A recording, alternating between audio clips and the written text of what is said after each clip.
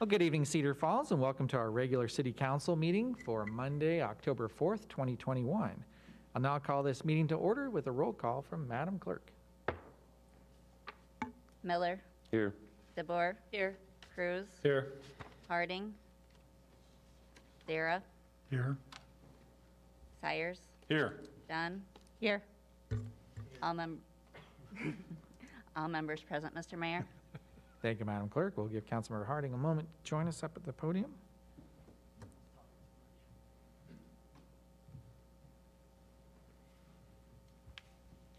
Is there a motion to approve the minutes of September 20th? A motion seconded. All in favor say aye. Aye. Opposed? Madam Clerk, do we have any agenda revisions tonight? I have no agenda revisions on file, Mr. Mayor. Thank you, ma'am. For special presentations, tonight we have I believe a short video with the Hearst Center recognizing October 11th, 2021 as Indigenous Peoples Day. So, Denny, do you have that video available for us?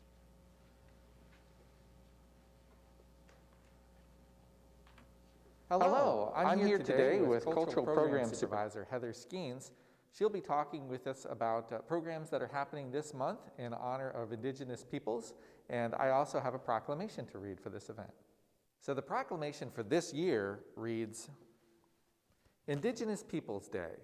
Whereas the land now known as the state of Iowa, named in recognition of the Iowa tribe, as well as the language used to identify many of our lakes, rivers, cities, counties, schools, and buildings, reflects the imprint of Indigenous peoples.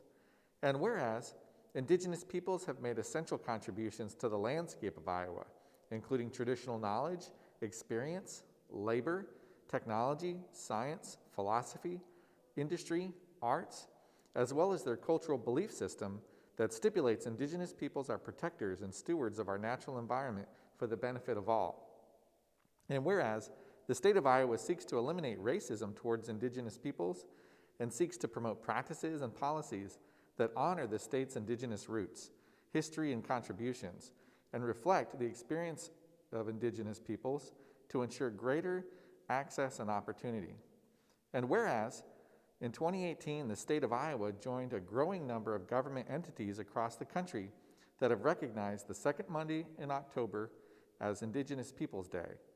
And whereas it is fitting and appropriate for the city of Cedar Falls and its residents to join this movement in support and appreciation of Indigenous peoples. Therefore, I, Robert M. Green, Mayor of Cedar Falls, do hereby proclaim October 11th, 2021 as our second annual Indigenous Peoples Day and encourage Cedar Falls residents to seek out ways to promote appreciation, reconciliation, understanding, and friendship, and continued partnerships with the Indigenous peoples of this land. Signed this 29th day of September 2021, Mayor Robert M. Green. In honor of Indigenous Peoples Day, I'd like to invite you to engage with and learn about Indigenous art and culture here in the Cedar Valley. And here are a few ways you can do that during the month of October. Here at the Hearst Center, we're opening 2 new exhibitions this week. The first show features work by Meskwaki painter, printmaker, and storyteller Dwayne Slick. We're very excited to have work by Dwayne Slick here in the gallery. This will be his first solo exhibition in the Cedar Valley in over 10 years. Dwayne was born and raised in Waterloo and Cedar Falls. He attended Cedar Falls schools and earned his undergraduate art education at the University of Northern Iowa. He is now a teacher at the Rhode Island School of Design, which is one of the most prestigious art schools in the country, and he's taught there for over 25 years. Also on display at the Hearst Center, Dwayne invited 3 additional artists to exhibit in the front gallery. Visitors can see work by Mary Youngbear, Daysgone Kapeyu, and Ella Driscoll in that exhibition. And it includes paintings and prints and beadwork, and it's really a showstopper. You can also go to the University of Northern Iowa Gallery of Art and see an exhibition there featuring work from the permanent collection. It's called The Earth is a House of Stories, and it's all work by Native artists.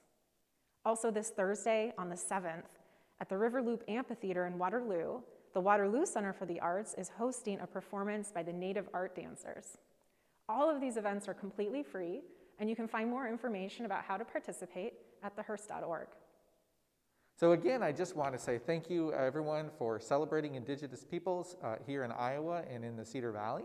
And please take advantage of these educational and cultural programs that are being offered to learn more about these Native peoples in our area. Okay, thank you. And our second proclamation tonight is Breast Cancer Awareness Month. Whereas each year about 237,000 cases of breast cancer are diagnosed in women in the United States each year and 2,100 cases in men. And whereas 1 in 8 women will be diagnosed with breast cancer, and early detection is the best protection. And whereas observing October as Breast Cancer Awareness Month provides a special opportunity to educate our community on the importance of making evidence-based decisions for long-term health. And whereas our community can create policies that support healthy living, make the healthy choice the easy choice, and encourage women to access screening at an age determined by a woman and her provider, all to help reduce breast cancer incidence and death. And whereas each October, Cedar Falls Public Safety Department personnel have conducted an awareness and fundraising drive through the sale of Pink Police Division and Fire Division patches, and the Cedar Falls Cancer Committee will host the annual Pink Ribbon Walk Run downtown during the first Saturday in October. Therefore, I, Robert M. Green, Mayor of Cedar Falls, do hereby proclaim October 2021 as Breast Cancer Awareness Month and encourage Cedar Falls residents to educate themselves about breast cancer risk factors, pursue healthy lifestyle choices, take advantage of subsidized options for mammography screening, and to support our fellow residents impacted by a breast cancer diagnosis. Signed this 29th day of September 2021. And with that, for the public safety fundraiser, I just had a question for Chief Bostwick, if he could provide, or actually Chief Birdie, either one of you, come forward and just talk about what those patches represent and how to purchase them.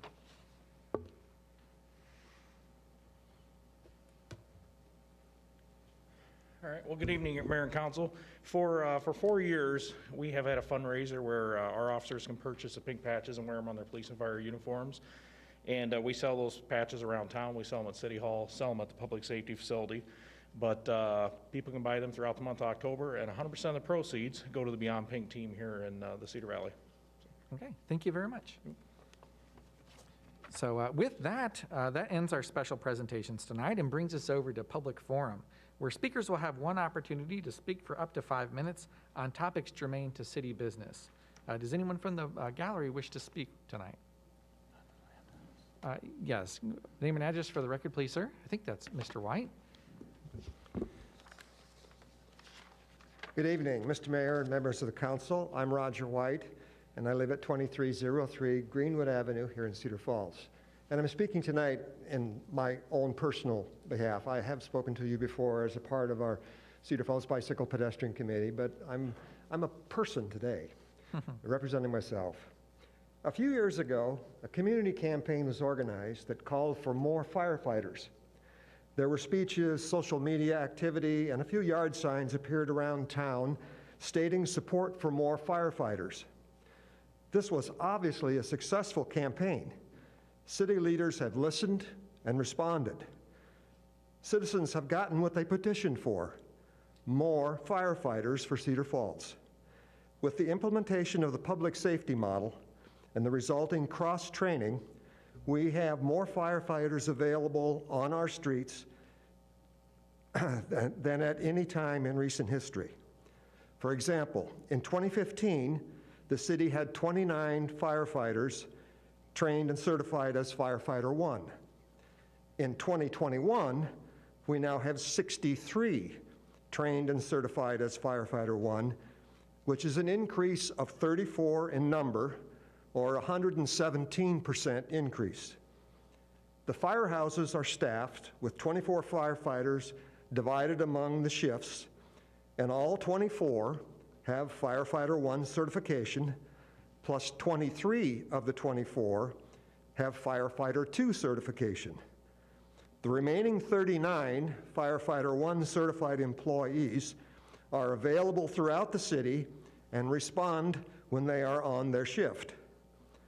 Cedar Falls is well covered with fully trained and certified firefighters, and as a result, we now are as safe as we can be. In addition, the public safety model has saved the city tax dollars, estimated to be at least $100,000 in the past year. This is truly a win-win-win for Cedar Falls. That is, more fully trained and certified firefighters, greater public safety for the citizens, and better use of tax dollars in the process. Surely, we do not want to undo or compromise this success. Thank you. Thank you, Mr. White. If I may, a separate issue, but related to the previous presentation. You have 3 minutes, so go right ahead, sir. Oh, I only need 30 seconds. Okay. Cedar Valley Cyclist is having its Beyond Pink Team fundraiser this Wednesday, 5:30 at the OP on University.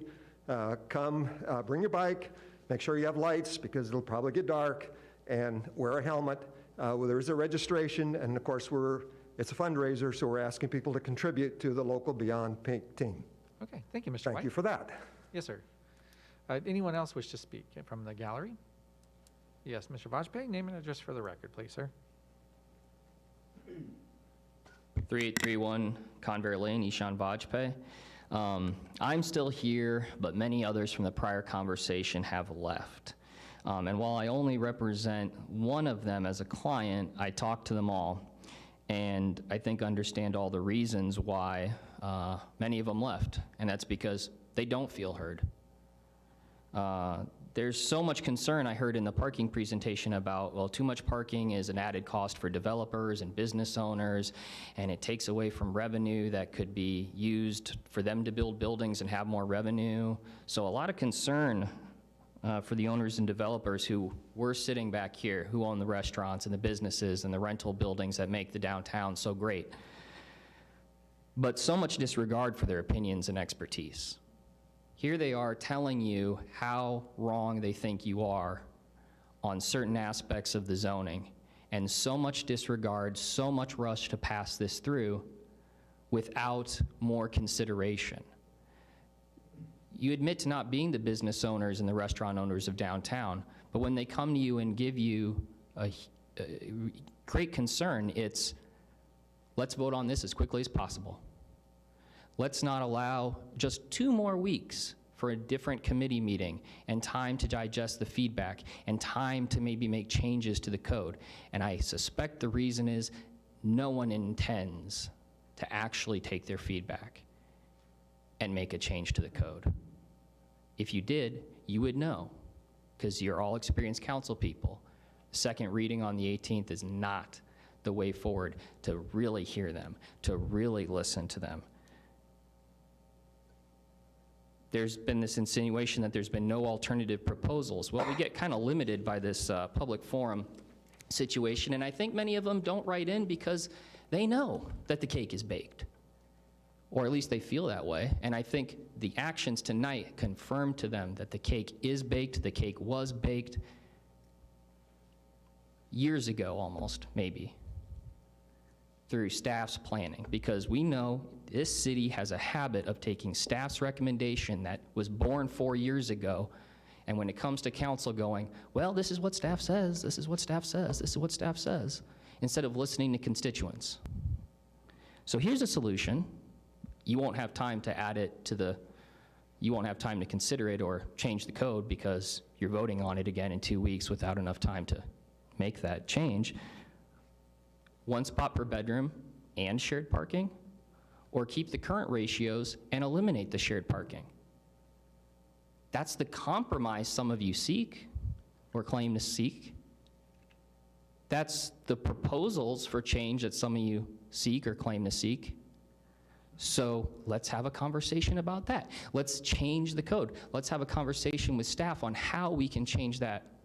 Or are you just going to vote in 2 more weeks based on exactly what has been in the mix for 2 years and totally disregarding of these people's feedback? These are the business owners and the developers.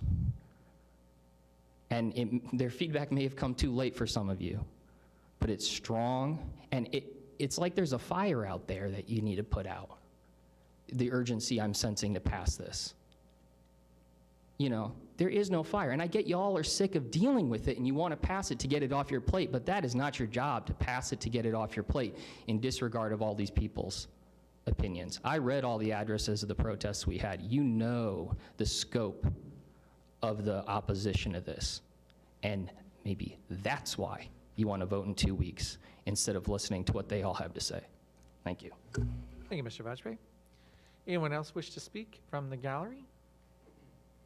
Mr. Ganfield, name and address for the record, please, sir. Good evening, Destin Ganfield, 726 Walker Road. Just wanted to reiterate what went down in the committee of the whole because it's confusing to me how it could happen. We, about a month ago approximately, had the first reading and passing of this rezoning for downtown, and parking was referenced.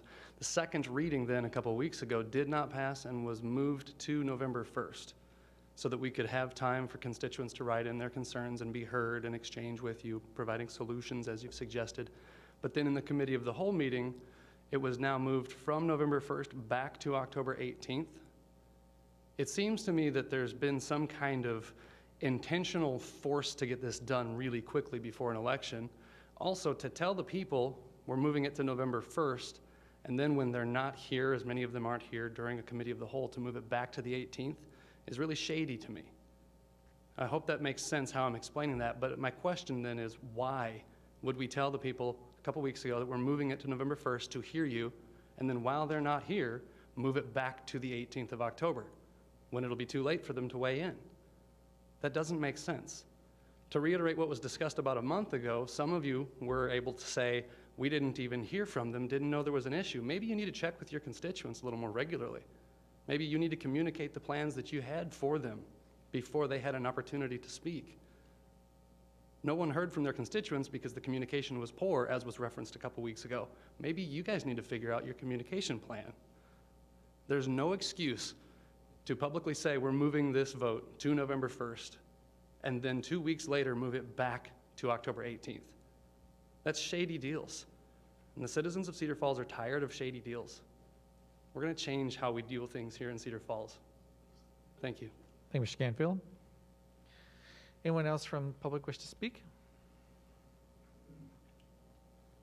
Mr. Benda, name and address for the record, please, sir. Jim Benda, 1816 Valley High Drive, Cedar Falls. I appreciate you having the extra meetings on the parking. I think it's needed. I think there are so many gaps in your parking study. Mr. Harberts referred to a survey where it talked about how many bedrooms in the downtown, talked about how many cars those people drive, it talked about the occupancy that Mr. Cruz alluded to, and he gave you a number tonight that should scare you. His quote was basically 1,800 cars parked for the occupancy. That's the entire downtown parking.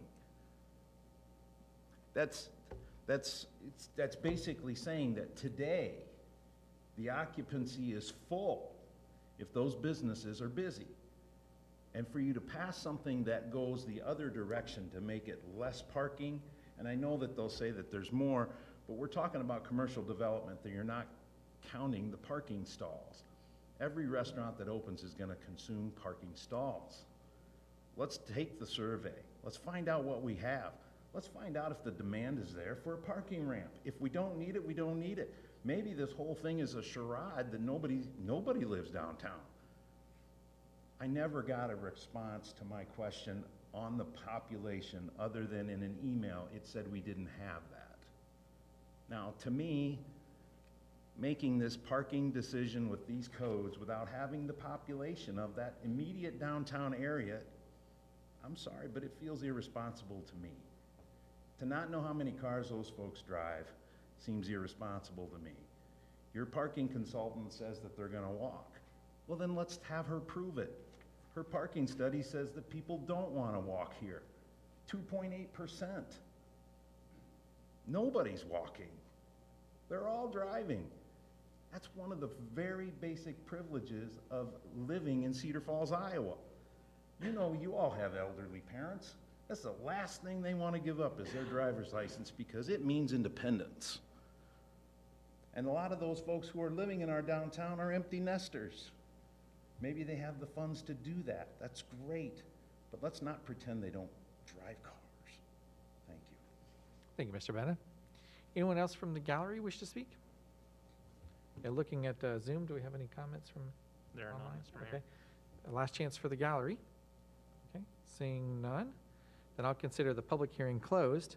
public forum, and bring us over to our special order of business tonight, which is item 4, a public hearing on a proposed amendment to the future land use map by changing the designation from office and business park to medium density residential, and on the proposed rezoning from C1 commercial district to RP planned residence district of property located in the vicinity of Cedar Heights Drive and Valley High Drive. Is there a motion to receive and file proof of publication? So moved. Second. Motion and seconded. All in favor say aye. Aye. Aye. Opposed? Okay, that passes and brings us to, do we have any written communications filed with the city clerk? I have no written communications on file, Mr. Mayor. Okay, thank you. And for staff comments tonight, we have Mr. Seavey joining us tonight. So the floor is yours, sir. Thank you. Good evening, Mr. Mayor and City Council. This is regarding an application for a rezone of 6.38 acres on the northwest corner of the intersection of Cedar Heights Drive and Valley High Drive, shown by a star on the graphic. The applicant is requesting that the subject property be rezoned from C1 commercial to an RP planned residence district. At the site, the applicant would like to build 6 12-plex units. The height and number of stories of the desired buildings would not be allowed in the C1 commercial district. This request also involves an amendment to a larger area of 12.5 acres of the future land use map. On the current land use map, this entire area is designated as office and business park, shown in pink. This use is more prevalent to the north of these parcels with a dental office, a credit union, and an educational office. All of the properties that we propose to amend either have been developed or are proposed to be developed as medium density residential, and the area is shaded in orange. Mr. Mayor, I also have slides to present on the rezone. Shall I present those now? Certainly. Okay. Up on the screen is a graphic showing the area proposed to be rezoned, which is the northern portion of the area of the land use map that was just discussed. The proposed rezone is from the C1 commercial district to the RP planned residence district. There are 3 primary criteria for rezone. The first is consistency with the future land use map, which we have already discussed. The others have to do with access to streets and city services. These criteria are met. And if I can just interject here for a moment, for the council's awareness, this for item 4 has 3 components to it for E, F, and G. So if there's no objection, we'll continue on with staff comments relating to all 3. And then if there's a public discussion for it, it will be for each of those items together. So any concerns about that? Okay, then we'll continue. Thank you. Thank you. The RP planned residence district, which this would be a rezone to, requires a development plan to be accepted as part of the rezone, which would be a governing document to provide assurance and expectations as to how this land will be developed. The applicant's proposed development plan is up on the screen. This includes 2 access points off of Cedar Heights Drive, 6 12-plex buildings with single car garages provided to each residential unit, and some landscape elements. This specifically is at the northwest corner of Cedar Heights and Valley High Drives. The Community Development Department has reviewed each of these requests and recommends approval of the land use map amendment and the rezone. With that, I turn it back to the council. Okay, thank you. Well, so with that, we now will take public comments on this item as it's a public hearing. So does anyone from the public wish to speak on this item? I'm seeing none from the gallery. Any on Zoom? Or none, Mr. Mayor. Okay. So I'll consider the public hearing closed on this and take us over to item 4E, which is a resolution approving an amendment to the future land use map by changing the designation from office and business park to medium-density residential of property located west of Cedar Heights Drive and north of Green Hill Road. Is there a motion to approve? So moved. Second. Motion and seconded. Open it for council questions and discussion.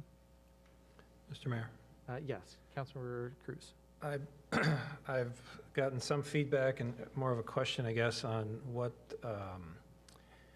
precautions or features are done to control water flow in high rain events, because I'm told that there's flooding nearby and from the north. which would be other lots coming down that way. Can you touch on that, please? Yes. So the developer is proposing some things of their own that are not necessarily things that we are requiring from city staff standpoint. That being said, all rainfall that falls on the property will be required to be managed in accordance with our stormwater management requirements. And when it comes to the site planning part of this, will be reviewed by our engineering department. So, Councilmember DeBoer? Well, two things. One with what you just, I'm sorry, two things. One with what you just said. So you're talking about the water, like the pictures in the file that we were given. That will be talked about at a later time at the site plan, correct? correct. And then if I understood you right in your opening comments, the current zoning that we now have would have allowed this development but only be a two-story building. But by changing the zoning, they can go to the third floor. Correct. Okay, thank you. And so does that occur in the stormwater management plan where they bring out the details of how to take care of the? That would occur at the site planning portion of the project. Okay. Yes. Would that be, I'm sorry, would that be when they'd also then make any, as to who would be accountable for the water? Would that be in that same plan that you're talking about? Yes, the developer will be accountable for all the water that falls on their own property in accordance with city ordinances. Other questions, comments? Okay, seeing none, then it's been motioned and seconded to approve the amendment of the future land use map by changing the designation from office park to medium density residential for property located west of Cedar Heights Drive and north of Green Hill Road. This requires a roll call vote.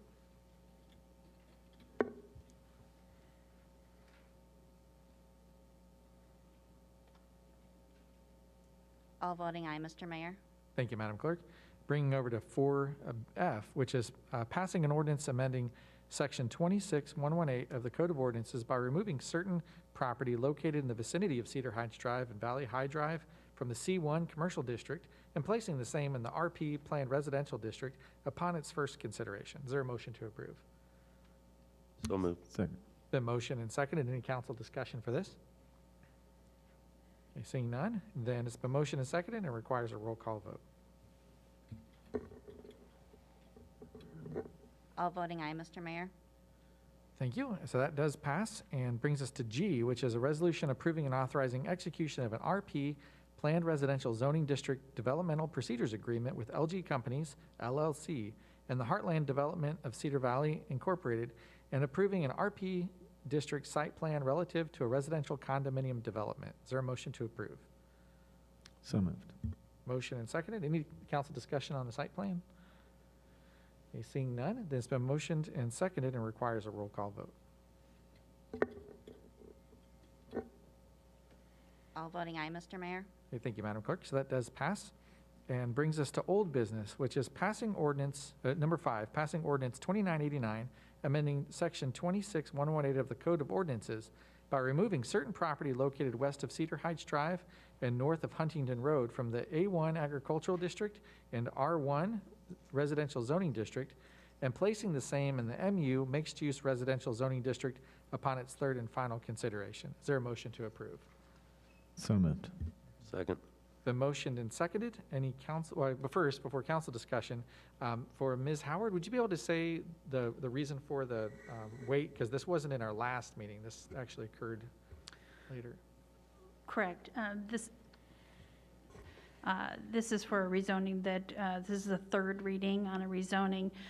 This is similar to the last item, is that it requires a developmental procedures agreement associated with the rezoning.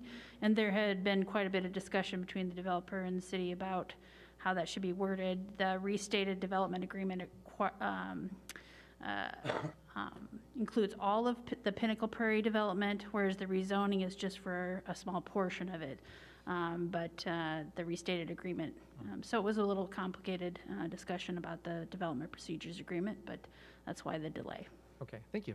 Any questions from council on this? I had one. Yes. So in the details of it, one of the reasons why we were having to rezone it was due to a new FEMA map, correct? And is that, you know what I'm talking about with the floodplain 2022? Right, but that wasn't the reason for the request for rezoning. The request for rezoning was that Oster Properties acquired some new property they wanted to rezone to include it in the Pinnacle Prairie area, and they wanted to rezone that to be part of that MU district, and that was the multifamily area. There is something in the development agreement about the floodplain, because a lot of Pinnacle Prairie has quite extensive floodplain in it. So let me rephrase my question then. How does this area pertain to the new FEMA floodplain map? And would it affect, if we don't vote on this tonight, does it affect it in the future where we can't rezone it? No. Okay. I guess I read it wrong then. I was for some reason I was understanding that due to a certain percentage of it being in a floodplain, it would not be able to be used for certain use unless we passed it now. And so that just made me worry that we were potentially causing harm in the future, that's all. No, I think there's subdivision rules that are on the books right now that you can't subdivide land where more than 25% of it's in the floodplain, but that's something that's on the books now, so would apply to every property in the city. Okay, thank you. All right, thank you. Any other questions or comments from council? Okay, does anyone from the public wish to speak on this item since it's a third reading? Okay, seeing none, then it's been motioned and seconded to amend section 26118, and everyone hopefully knows what that means, and motion and second requires a roll call vote. All voting aye, Mr. Mayor. Okay, thank you. And over to item 6 is a resolution approving and authorizing execution of a second amended and restated mixed-use zoning district developmental procedures agreement with Oster Partners LP and Green Hill Estates Incorporated, and approving the updated Pinnacle Prairie Master Plan. Motion to approve. Motion to approve. Is there a second? Second. Motion and seconded. Council discussion? Anything from the public for a question or comment? Okay, seeing none, then it's been motioned and seconded and requires a roll call vote. All voting aye, Mr. Mayor. Thank you, Madam Clerk. Over to new business, we have our consent calendar, where these items will be acted upon by a voice vote in a single motion without separate discussion, unless someone from the council or the public requests that a specific item be considered separately. Does any council member wish to pull an item 7 through 11? Seeing none, does anyone from the public wish to pull an item 7 through 11 for separate discussion? Okay, seeing none, then I'll read these items. 7 is approving the following recommendations of the mayor relative to the appointment of members to boards and commissions. 8 is receiving and filing committee of the whole minutes for September 20th. 9 is receiving and filing departmental monthly reports of August 2021. 10 is approving an order accepting acknowledgement and settlement agreement. 11 is approving the applications for beer permits and liquor licenses. Is there a motion to approve these items? So moved. Second. Motion and seconded. All in favor say aye. Aye. Aye. Opposed? Those do pass. That takes us over to our resolution calendar, where these items will be acted upon by a roll call vote in a single motion without separate discussion, unless someone from the council or the public requests that a specific item be considered separately.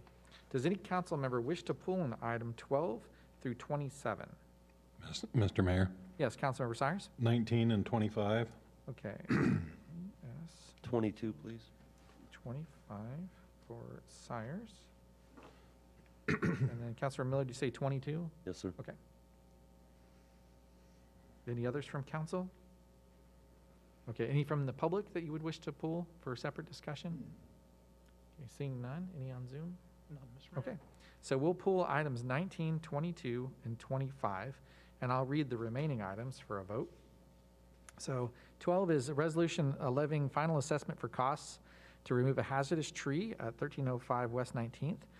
13 is a resolution with a final assessment of cost for the city to mow property at 2012 Vine Street. 14 is a resolution levying final assessment for cost to remove a hazardous tree at 2404 Royal Drive. 15 is a resolution approving and authorizing execution of an agreement for replacement of the city's financial software as a consultant. 16 is a resolution approving and authorizing execution of a contract for renewal of Clear for Law Enforcement Plus subscription for investigations with the Public Safety Service Department. 17 is a resolution receiving and filing the bids and accepting the low bid for Boulder Contracting LLC for the 2021 street patching project. 18 is a resolution approving and authorizing execution of an agreement with IEDA for the Certified Site Program relative to the expansion of the Cedar Falls Industrial Park.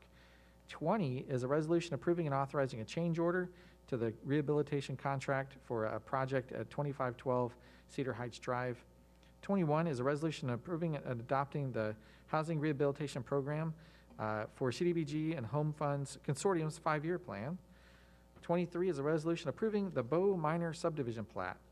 24 is a resolution setting October 18th, 2021 as the date of a public hearing for rezoning for property located at 5424 University Avenue.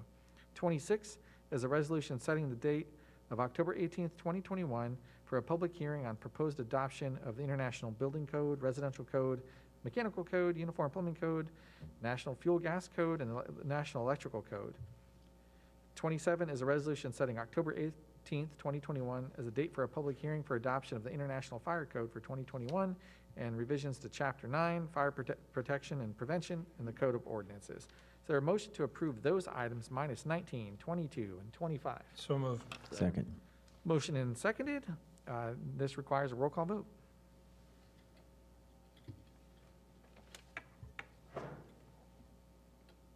All voting aye, Mr. Mayor. Thank you, Madam Clerk. That brings us back to item 19, was there's a resolution approving and authorizing execution of an agreement to enhance economic development in Cedar Falls with the Cedar Falls Economic Development Corporation. Is there a motion to approve this item? So moved. Second. Motion and seconded.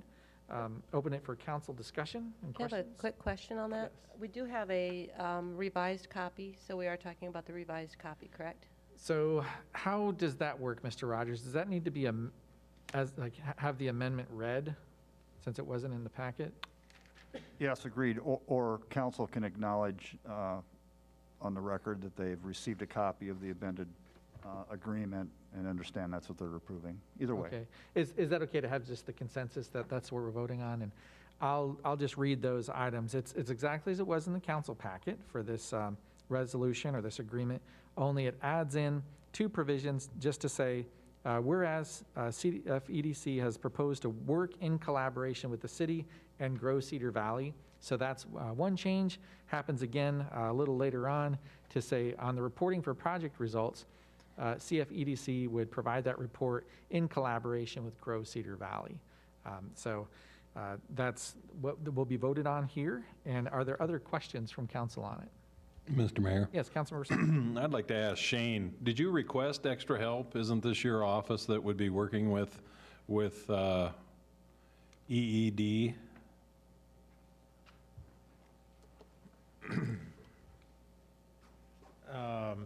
Yes, I am the Economic Development Coordinator that works under City Administration. I didn't request for the Cedar Falls Economic Development Corporation per se to be formed, no. Okay, then where did the request come from? And won't this set a precedence for anyone else to come in and work with you and get paid from the city? I don't think so. I mean, there's other communities that have similar economic development corporations. I mean, Waterloo has the Waterloo Development Corp. There's some other cities in Iowa that that have similar corporations that work with cities and the regional partners like Grow Cedar Valley. So you didn't request any extra help? No. Okay, thank you. Other questions from council? Councilor Miller? In regards to that, I believe we as a council, wasn't there a referral that we had a discussion about that? As a council, we voted on that? We had so you're talking about the committee of the whole meeting recently? Yes. So yes, and then that was to move forward with the $75,000 first or payment to this group. We as a council made that request. The council decided that, correct. Thank you. Yes, Councilmember Cruz. Just a little clarity on item 7, report of project results. We're striking on an annual basis. Will we get a report after October 4th in some fashion? It says in collaboration with Grow Cedar Valley. So I'm assuming Grow Cedar Valley's report will be, or CFEDC will be at the same time that Grow Cedar Valley gives us an annual report?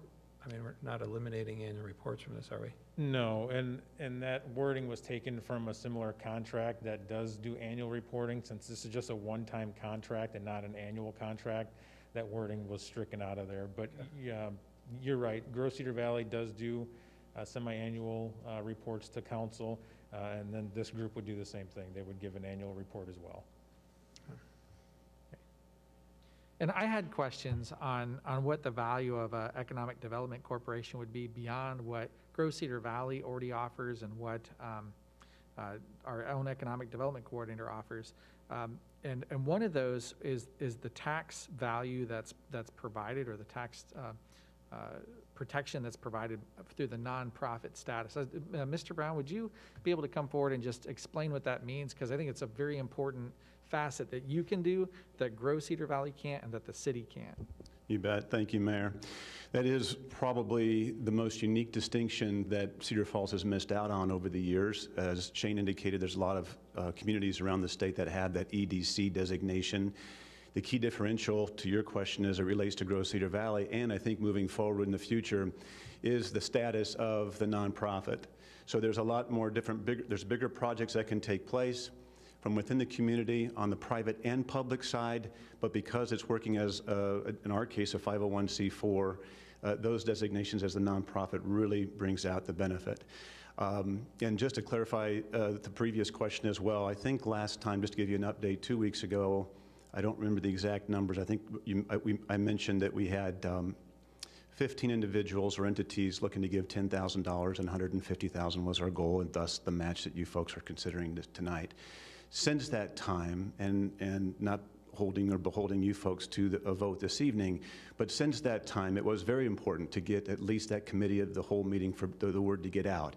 Because as of just late last week, we either have again pledges in kind or on deposit now $210,000 towards this effort. So it's not anyone's particular idea. There's a group of folks that got together and thought we could improve the economic development of Cedar Falls, and I think it's just going to continue to grow. Okay. Thank you, Mayor Brown. Any other questions from council on this? Or any from the public? Okay, seeing none, then it's been motioned and seconded to approve and authorize this execution of a contract for the Economic Development Corporation as shown in the document. So motion and seconded requires a roll call vote. 6 voting aye, 1 voting nay. Okay, thank you, Madam Clerk.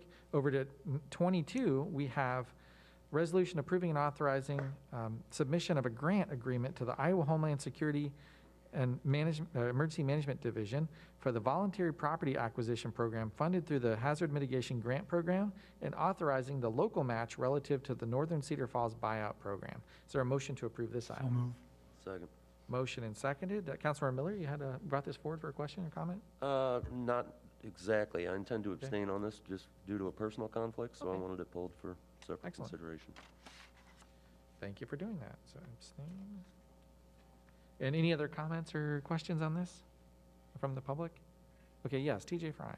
Name and address for the record, please, sir.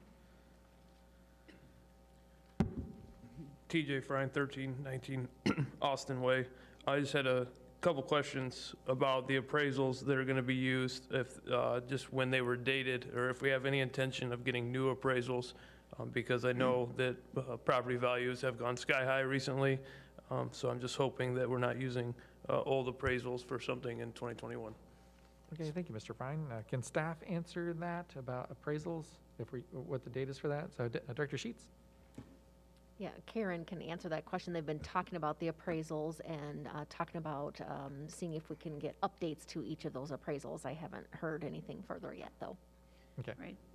Yes, Yeah, this program, of course, this state money is several years old, and the state has now told us that they have the money available. So the appraisals are a couple years old, so they could stand to be updated. I think in the past, we've offered any property owner that wants to be bought out, they can get their own appraisal if they don't think their appraisal is appropriate. But in this particular case, since it's been a couple years, we may assist with that and find a way to update appraisals if they need to be updated. Okay. Thank you. Any other questions or comments on 22? Okay, seeing none, that's been motioned and seconded and requires a roll call vote.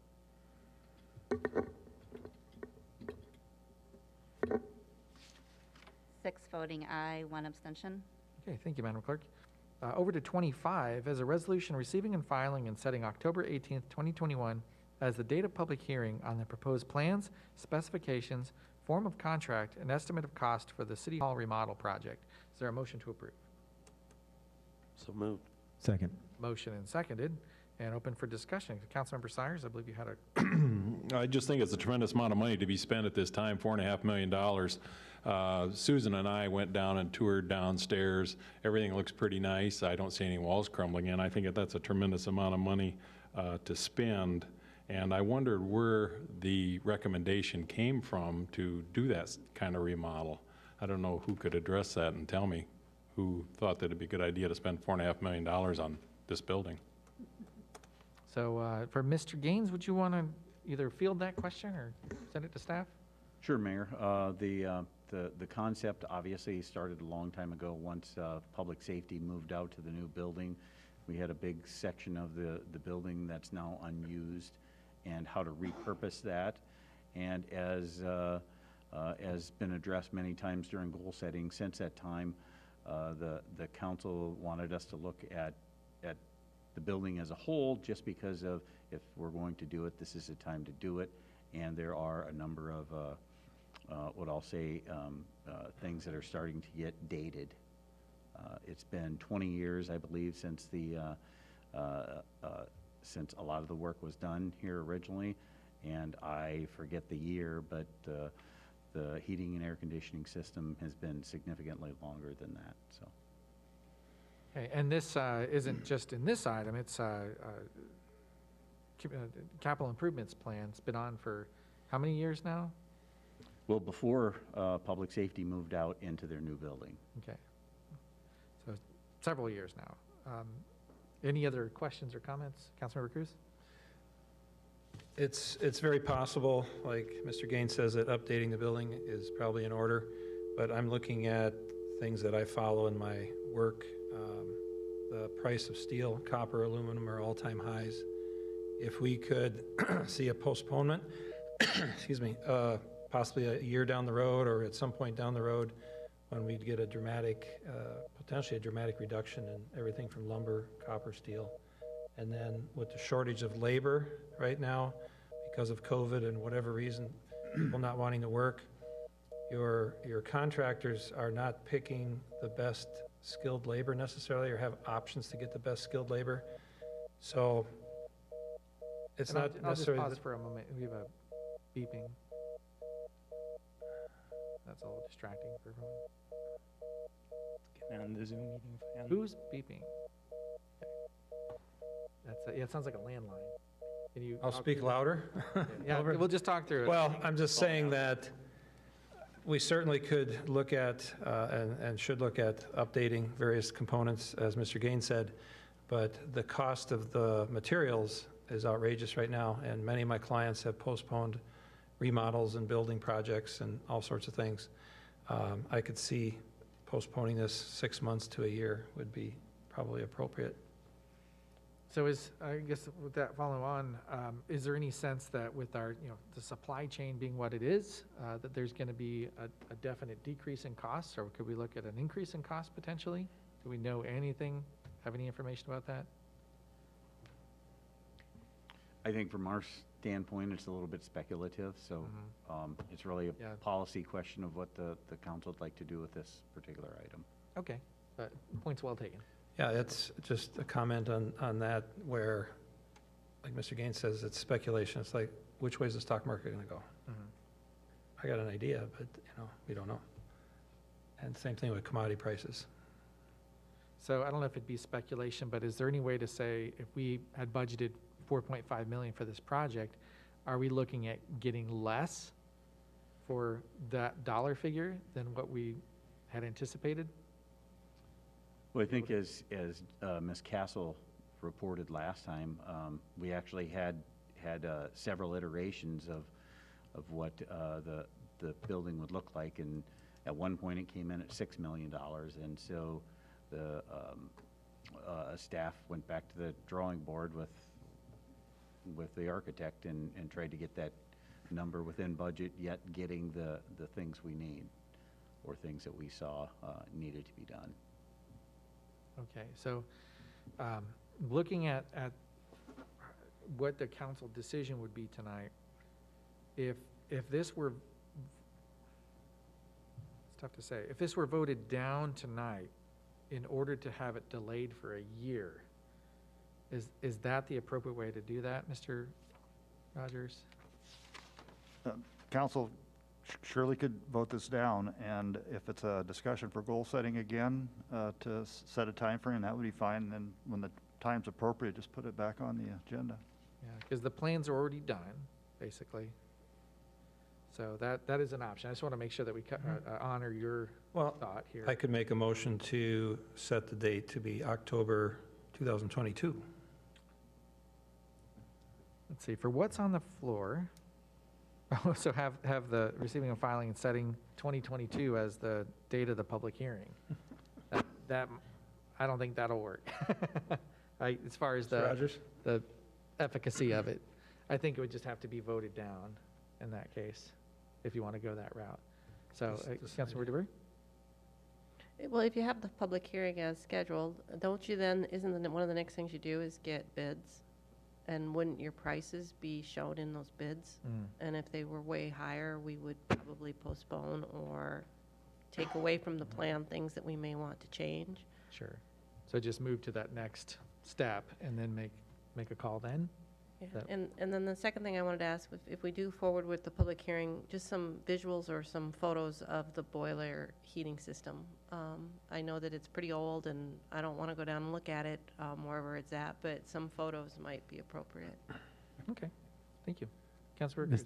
That was the component that I saw was quite pricey. I think it was $1.5 million for heating and air through the building. And you could heat and cool a lot of buildings for that, but I'd like to see some specifics on that. Sure. So that'll come out in the next meeting. Councilor Harding? According to my sources, and it could be wrong, but I've been Googling, lumber's $434 right now, whereas in the pandemic it was $1,500 plus, and regular pre-pandemic prices are $300 to $500. Now, I'm not an expert, but it seems like prices have come back down a lot, and saying that it's gonna be cheaper next year, we can't speculate. So I would say we might as well see what the actual bids are, like Councilmember DeBoer said, and see if it comes in way higher, then I would be more inclined to postpone then rather than delay it when materials don't seem to be insanely high like they were a year ago. Okay, so looking at what's on the motion that would be on the floor, is this resolution just setting the date for this project, for the public hearing on the project? So any further discussion about whether or not we should have that as the date? Okay, so that's been motioned and seconded to set that, receive and file the plans, and set October 18th as the date for the public hearing on those proposed plans, specifications, form of contract, and estimate of cost for the City Hall remodel project. Now, before voting, I should say too, if there's a public comment as well, I want to make sure that we capture that. And this is just for the date. Okay, seeing any on Zoom? There are none. Okay, and if no other council discussion, then it's been motioned and seconded and requires a roll call vote.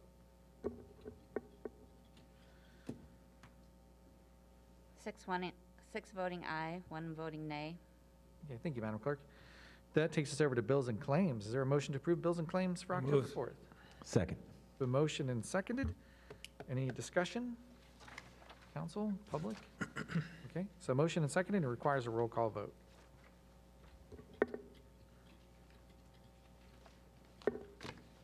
All voting aye, Mr. Mayor. Thank you, Madam Clerk. Now, looking at city council referrals, do we have any referrals tonight? Seeing none, how about council updates? Mr. Mayor, Yes, Councilmember Miller. we're getting in the thick of election time, and I'm wondering regarding public forum, do we have an administrative policy that implies for candidates to not use the public forum, or is that a council rule, or what is? So it does show in the council, let's see here. That's important to bring up. Somebody can find it before I can. I think the intent is that any citizen of the city can speak at a public forum, but mainly not to use it for political purposes, correct? But, and it, Mr. Rogers, do you remember where that's at exactly?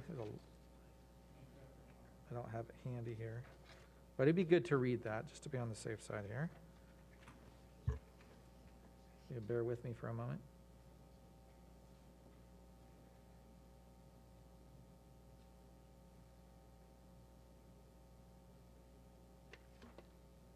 I've got it, Mr. Mayor. Okay. Rule number? It's in Administrative Policy Number 7, Mhm. Part 10, Public Participation Procedures. Mhm. Public forum is not to be used as a platform for individuals running for elected office at any governmental level. Okay, so I am following that carefully to see if somebody is saying, if elected, I will do this. My position is this. I feel like that would overstep the bounds. I did hear in a comment earlier tonight, things are going to change or something to that effect, and I didn't feel like that elevated to the level of saying, like even to say that that person was running or anything like that. So the point is very well taken, that we've got to be careful. We have 2 meetings coming forward, both on October 18th and November 1st, and we want to make sure everyone's above board on this. So I would just advise candidates as well to be very careful, whether you're in the public or on council as well. Mr. Mayor, I Yes, would add Councilor. too, and that would apply to proxies, a speaker other than the candidate standing up and saying, if you vote for this person, so-and-so. Excellent. Such and such. Okay, so we will be watching that very closely, just to keep things as even and as fair as possible here in the election. So with that was our council update. Anything else that council wants to mention for tonight? Okay, seeing none, then for Mr. Gaines, do we have any staff updates you want to bring forward tonight? Nothing tonight, Mayor. Okay, I did have one question as a public service announcement. We talked this morning about the drug take-back plan. Do you have anything you'd want to say tonight about that availability for folks to do? We'll have another council meeting before that. Okay, so that'll be in the next one. Stay tuned. And then as the last item, I just want to have people put a mark on their calendar. We will have an event, hopefully October 30th. Will be the launch of the SpaceX mission carrying Cedar Falls' astronaut, Raja Shari. So we're working out the details on where that will occur, but we do plan a public watch party and hope that you'll be able to join us for that to celebrate astronaut Shari's and his crewmates' trip to the International Space Station. And with that, I would entertain a motion to adjourn. Second. The motion and seconded. All in favor, say aye. Aye.